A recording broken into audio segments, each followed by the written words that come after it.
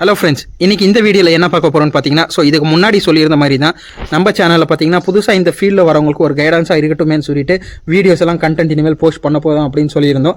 அதில் மெயினான பார்ட் பார்த்தீங்கன்னா ஃபீடு சீரியஸ். ஆடுங்களுக்கு பார்த்தீங்கன்னா எந்த மாதிரியெல்லாம் ஃபீடு கொடுக்கலான்னு பார்த்தீங்கன்னா 3 வகையான ஃபீடு இருக்குது. ஒன்று கான்சன்ட்ரேட் ஃபீடு, அதாவது அடர்த்தி உணவுன்னு சொல்லுவாங்கள்ல அது. ரெண்டாவது பார்த்தீங்கன்னா க்ரீன் ஃபீடு, பசுந்தீவனம் அப்படின்னு சொல்லுவாங்கள்ல இது. மூணாவது பார்த்தீங்கன்னா ட்ரை ஃபீடு, உலர் தீவனம் அப்படின்னு சொல்லுவாங்களே இது.